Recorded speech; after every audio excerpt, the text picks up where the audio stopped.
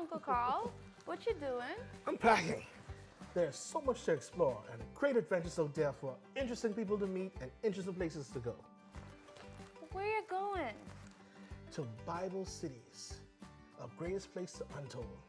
And then there's a vast ocean that I have to do some discoveries. Oh boy. That sounds... Wait, a vast ocean? That sounds exciting. But that also sounds pretty scary. Oh, Uncle Carl, I wish I had your courage, but I'm too young to do any adventures like that. And I'm too scared to go on any of those types of adventures.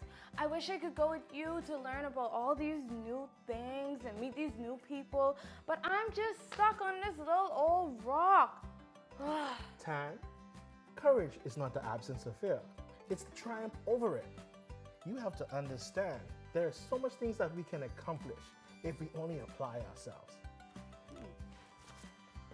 There's a lot of stuff out there. Uncle Carl, make sure you send postcards of your adventures. Whew, there's a lot out there. Oh boy. What if he gets attacked? What if he gets lost? What if he... I don't know, like... What's up, Tan? Oh, I am just so nervous about Uncle Carl.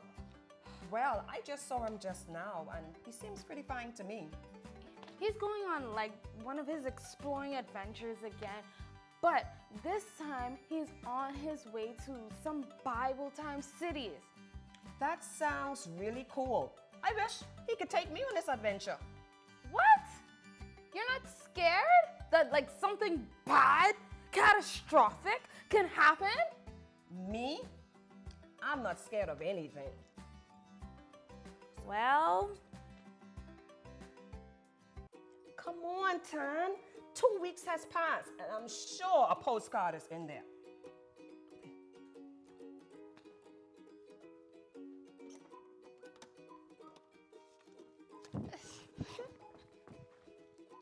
Tan,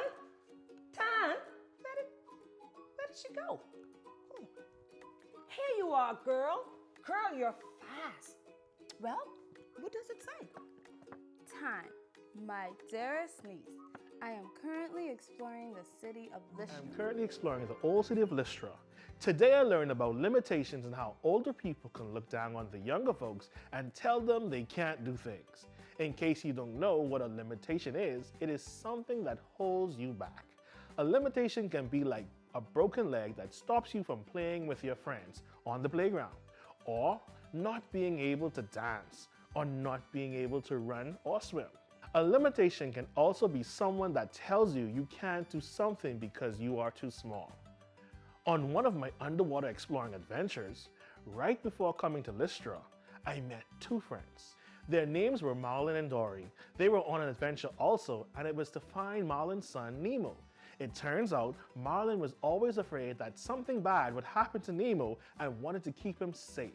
He never wanted Nemo to swim too far away from him or even go to school with the other sea animals.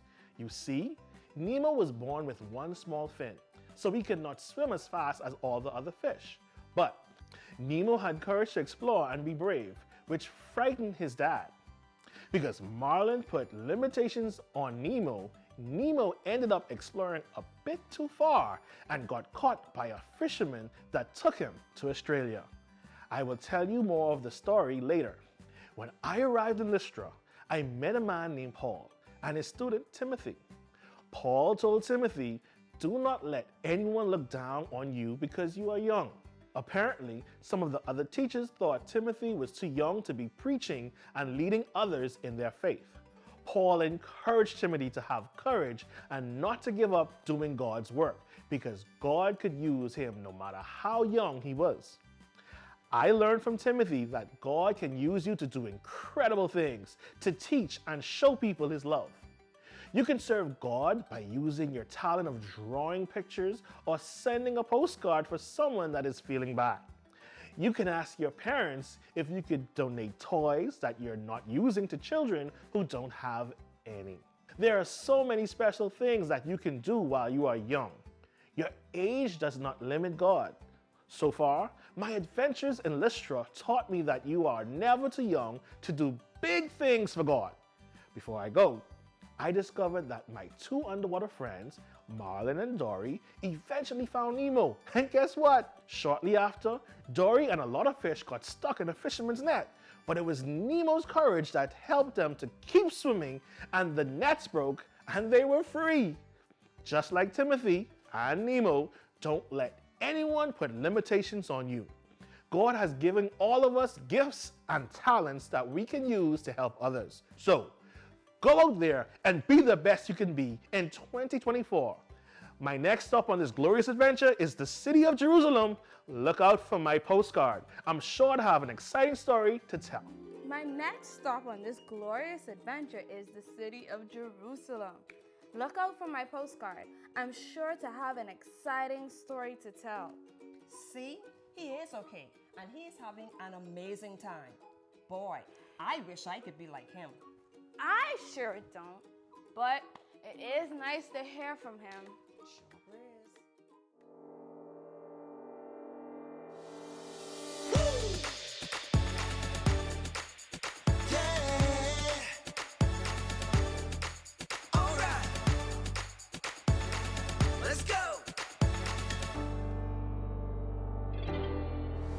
There is nothing impossible. No, there is nothing too difficult. Because you're with me, I am not afraid.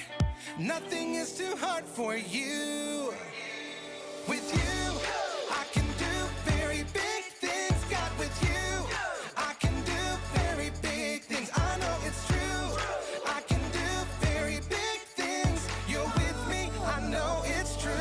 I can do big things. I can do it, it's true. I'm doing very big things. I can do it, it's true. I'm doing very big things. I can do it, it's true. I'm doing very big things. I can do it, it's true. I can do it. When you are with me, I am feeling brave. When you are with me, I am not afraid. God, you are with me, so I can be strong.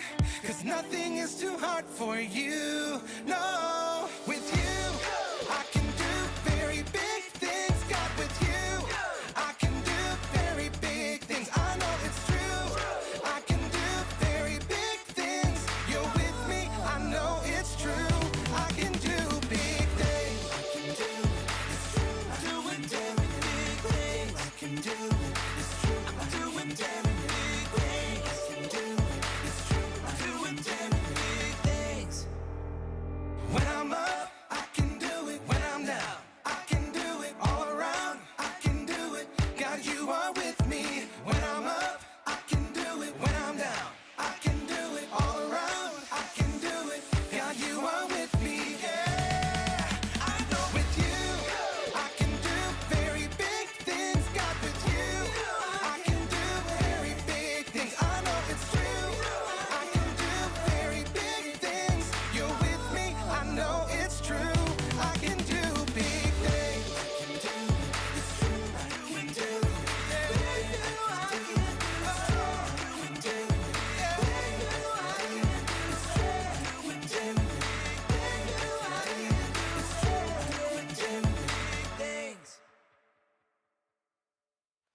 It's here, it's here, it's here!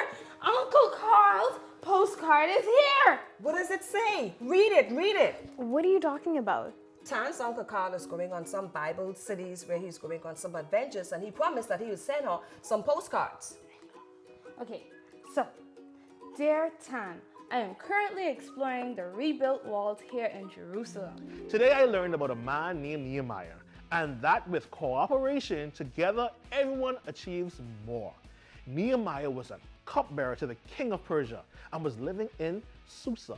One day, his brother Hanani and some other Jewish men went to visit him. Nehemiah asked about the Jews that had returned to their land and what was happening back at their home in Jerusalem. Nehemiah found out that the walls and gates were broken down and the Jews were in great trouble. This news made him very sad. Nehemiah fasted and prayed about what to do about the situation because he felt really terrible about it. One day, when Nehemiah went in to serve the king asked why he was so sad. So he told him about the condition of Jerusalem. The king asked Nehemiah what he wanted to do. So Nehemiah said to him, "If it pleases the king, and if your servant has found favor in his sight, let him send me to the city of Judah where my ancestors are buried, so that I can rebuild it." And so it was. The favor of God was upon Nehemiah, so much so that the king allowed Nehemiah to return to Jerusalem to rebuild the walls. But guess what else? The king allowed him to take an army of men. Nehemiah did not even travel alone. He had the support of an army as he traveled home. The work of rebuilding the walls and repairing the gates was going to be a lot of work. Now, you would think that everyone would be happy that the Israelites would have the wall around their city repaired, but no. Nehemiah had some enemies who heard what was happening, and they were not happy. In fact, Sanballat and Tobiah were upset to learn that someone was going to repair the wall. I mean, they probably thought, who are they supposed to attack and steal from now? However, this didn't distract, frighten, nor deter Nehemiah one bit. He decided that he would just keep moving. When Nehemiah arrived in Jerusalem, he first examined the walls and saw that there was great work to be done. That's where I learned about cooperation. It took many people to work together to complete the job that Nehemiah set out to do. So, he came up with a plan and started rebuilding. He gathered more people to get work done. Each group was responsible for a different section of the wall. All the while, Nehemiah and his people were working on the wall. Sanballat and Tobiah teased them by saying that if a fox climbed up on their wall, he would break it. They were trying to discourage Nehemiah and the Israelites by making them feel like their work was going in vain. Nehemiah knew that the assignment given to him was from God, and with the cooperation of the Jews, Nehemiah continued to work on the wall. They decided to ignore their enemies and just kept building. When Sanballat and Tobiah saw the wall was really coming together, they devised a plan of attack. The work was already hard without the stress of knowing that the enemies could attack the Jews at any time. Do you think Nehemiah and his team stopped working, or even took a break until things with Sanballat and Tobiah died down? Oh no, they kept on building, and they built holding weapons too. Nehemiah told the people, "Remember the Lord, who was great and awesome, and fight for your families."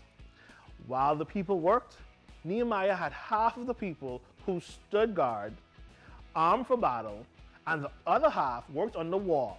Nehemiah told the people that if they heard a trumpet blast, they were to gather together. He reminded the people that their God would fight for them.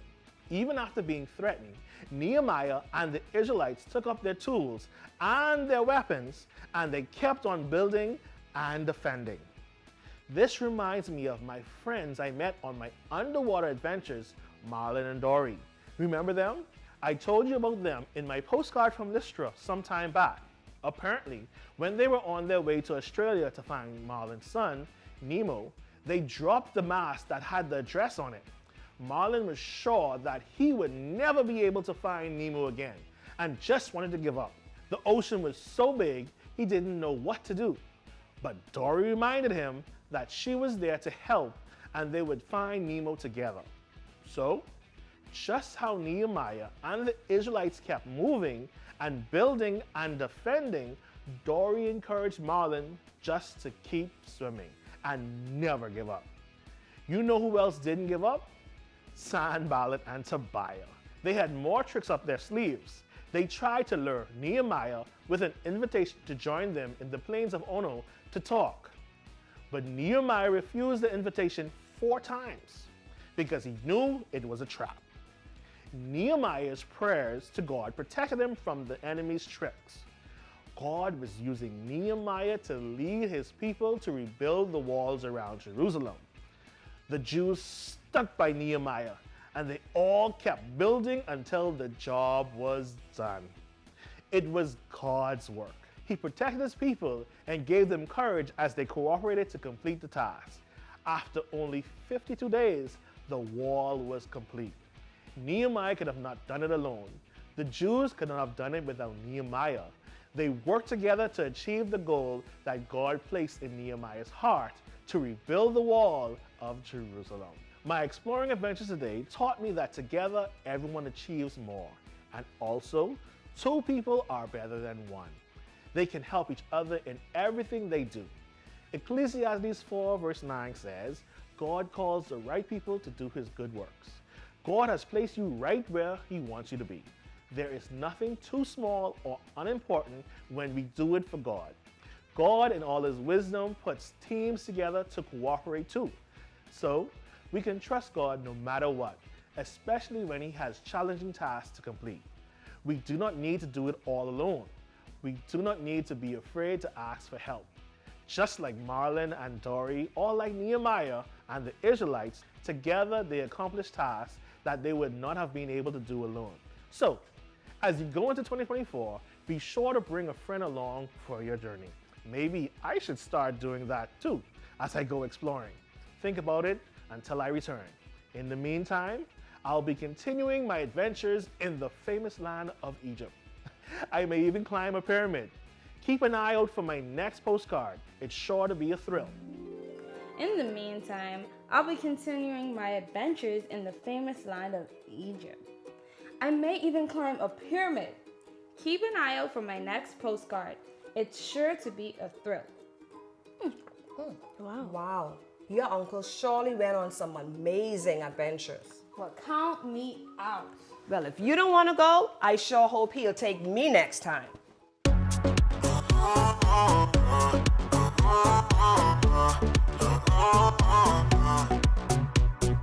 Everything keeps telling me to quit and not go where I'm going.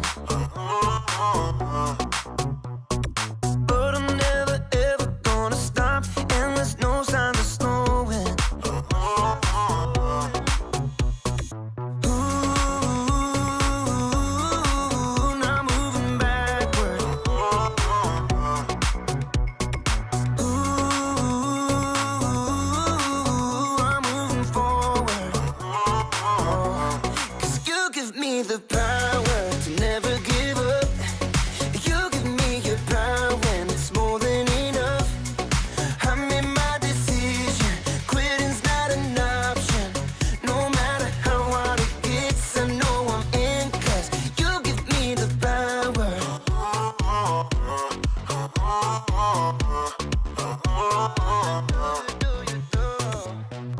I'm committed to your plan, so I'll follow all of my days. Every day you give me strength to follow after your way. 'Cause you give me the power to never give up. You give me your power when it's more than enough.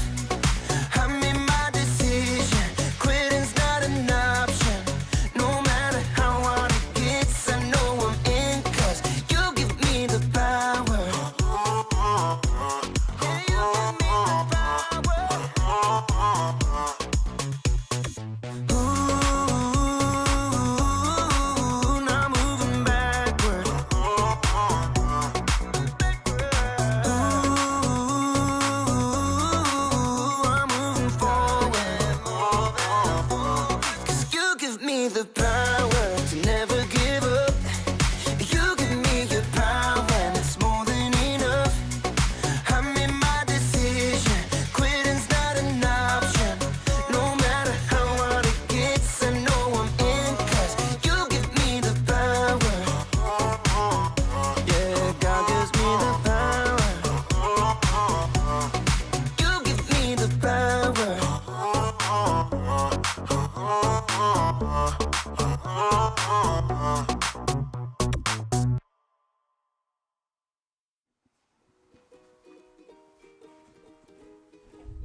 Sadie, what are you doing? Oh my goodness, where have you been? I've been waiting for you forever. We have to find out what your uncle's going to do next.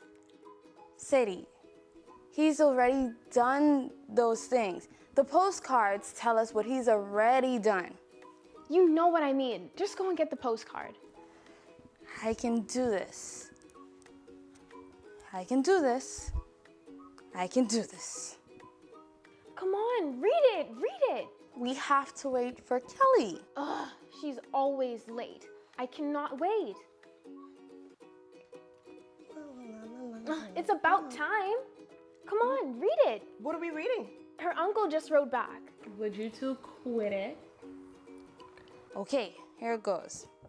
Dear Tan, I am currently exploring the land of Egypt near Goshen. I am currently exploring the land of Egypt, near Goshen. Today, I learned about a man named Joseph. When Joseph was only 17 years old, he spent most of his time helping his brothers herd the flocks. Not a very exciting job, as I am sure you can imagine. The best part of this job for Joseph was to take bad reports about his brothers to their father, Jacob. Jacob loved Joseph more than any of his other sons, and he outwardly demonstrated this by making him an elaborately embroidered coat of many colors. This kind of gift meant that Jacob had plans to give the largest portion of his inheritance to Joseph when he died. When his brothers realized that their father loved him more, they hated him. In fact, they hated him so much that they wouldn't even speak to him. How many of us ever felt like that? Maybe one or both of your parents show that they favor your sibling over you. And sometimes you feel like the jealousy inside is too much to bear. It was somewhat of the opposite for me growing up. Being the baby of my family was sweet, even though one of my siblings told me I was a mistake.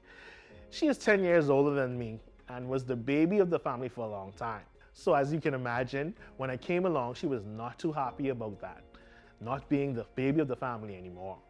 I didn't feel the weight of jealousy from her or my other siblings though, like what I can only imagine Joseph's brothers felt. It might be easy to feel sorry for Joseph and be mad at his brothers, but I'm sure at some point in life we all deal with jealousy, whether we are jealous of others or they are jealous of us. Joseph knew he was the favorite, and he did not make things easy for his brothers. In fact, he just made things worse. Joseph had a couple of dreams, and rather than keeping those dreams to himself, he told his brothers and his father about the dreams. Basically, in his dreams, Joseph's brothers and parents were bowing down to him. Can you imagine? You would think that he would keep those things to himself, especially since he knew his brothers hated him. Telling them about these dreams only caused them to hate him even more. Don't we do the same thing too though? You know that people at school don't like you. Maybe because you get the best grades in your classes, or you are the most popular and favorite student by your teacher. Rather than being humble, you flaunt that all over campus. Or maybe you are the person that takes all the reports back to the teachers about all the secret stuff that is happening on campus. This then causes them to not like you even more. Remember how I told you that Joseph reported all the bad things about his brothers to their father?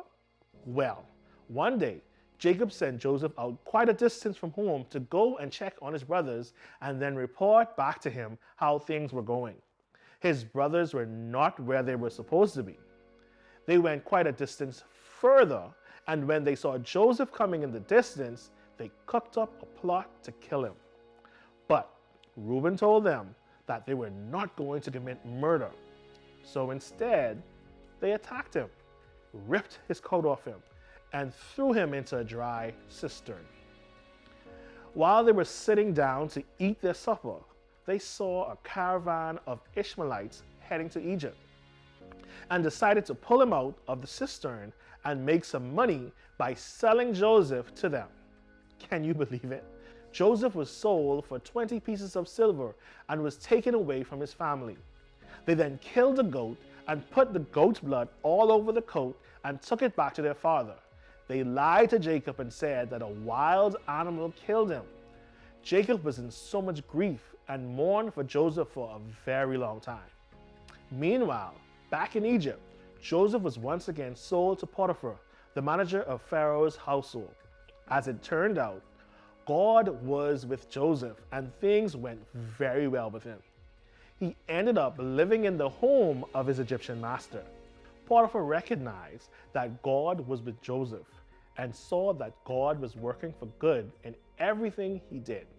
So, he put Joseph in charge of all his personal affairs, turning everything over to him. From the moment on, God blessed Potiphar's home and his fields. Things were looking very good for Joseph, even though he was carrying a lot of responsibility. He trusted that God was with him through it all. Did I mention that Joseph was strikingly handsome? Well, as time went on, Potiphar's wife became infatuated with him. She really wanted to start some kind of scandal in Egypt. But despite her many attempts to lure Joseph to sin, he knew how powerful boundaries are and decided not to cross those boundaries. Joseph knew that sinning against Potiphar was wrong, and it was even worse to commit the sin because it was offensive to God. Well, Mistress Potiphar was not very happy that Joseph refused to entertain her requests. So, you know what she did? She lied to her husband about Joseph and said that he assaulted her. Potiphar was furious and threw him in jail. He didn't even question Joseph to get his side of the story. Talk about unfair. At this point in his short life, Joseph went from home to the pit, to the palace, and back to the pit. So many terrible thoughts could have been going on in Joseph's mind. He intentionally did the right thing and yet was still punished. How could this happen? I am sure Joseph felt abandoned by God, just like his own family abandoned him. His thoughts could have been all over the place, and he may have even been discouraged. He probably was very real with God about how he felt too, so God drew near to him. Despite all the hardship he was going through, Joseph chose to hold on to hope because he knew that God was still with him. God even reached out in kindness to Joseph by putting him on good terms with the head jailer. The head jailer then put Joseph in charge of all the prisoners. He never even checked on him because he knew that God was with Joseph. Whatever he did, God made sure it worked out for the best. God is amazing like that. When we are real with God and not allow our minds to focus on all the unfair things that might be happening in our lives, when we are intentional about doing the right things, about setting godly boundaries and seeking His approval rather than the approval of others, He blesses us. Throughout his life, God blessed Joseph with the ability to interpret dreams. While in jail, Joseph performed this act for servants in Pharaoh's home, one of whom was pardoned and returned to the Egyptian leader. Later, Pharaoh had a confusing dream, and his servant told him about Joseph and his ability to interpret dreams. Intrigued, Pharaoh summoned Joseph into the palace to tell him what his dream meant. Joseph told Pharaoh the dream meant Egypt would have 7 years of bounty, followed by 7 years of drought and famine. Because of this, Pharaoh put Joseph in charge of preparing his nation for the 7 years of want. God enabled Joseph to have the wisdom and guidance to perform this difficult task. The famine was so vast, it even affected Joseph's family, the same ones who sold him into slavery. In need of food, they went to Egypt, where they didn't even recognize that the second in command of the most powerful nation in the world was their brother Joseph. Of course, Joseph recognized them instantly.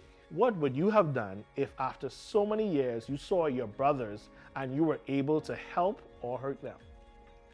Joseph could have held a grudge. He could have maybe even starved them. He could have even falsely accused them of stealing and have them thrown in jail just to get even for all the hardships he'd faced. But Joseph understood that God's grace is unfairly good. He understood that God had a plan for his life, and it was for such a time as this to save a nation and his family. Joseph chose to celebrate the fact that his brothers and father were still alive rather than compare the life he had to the life he could have had living at home with his family. He realized that his family's story was not finished. In fact, his family grew into a great nation known as the Israelites. So, don't give up when life gets hard. And trust me, it will get hard at times. Everything we go through is a test that builds character, a test that shows us that we can trust God no matter what, a test that opens our eyes to recognize that we need God above everything. In those hard times, we need others too, because God uses other people to help us when we are stressed or feeling overwhelmed. So, when you feel like giving up, look for the light at the end of the tunnel. Choose hope today and life tomorrow. That's what my two underwater friends, Marlin and Dory, learned along the way to finding Nemo. When Marlin lost hope of ever finding his son, when they lost the mask with their dress, Dory encouraged him to just keep swimming. When they faced the anglerfish, the sharks, and the jellyfish, they stuck together and just kept swimming. Their test became their testimony. Their victory spread throughout the ocean and gave the other sea animals courage and commitment to never give up. So I'm telling you today, as you go into 2024, whatever your anglerfish or shark or jellyfish may be that you face, it is just a test. And your test will be your testimony. Never give up. Just keep swimming. As you go into 2024, whatever your anglerfish or shark or jellyfish may be that you face, it is just a test, and your test will be your testimony. Never give up. Just keep swimming. And so, Uncle Carl's expedition brought together creatures from the deep, the magical realm of Island Rock, and the intriguing characters of Bible times. On the journey, they discovered that lessons learned in one world could resonate in another, creating a tapestry of courage, cooperation, and commitment.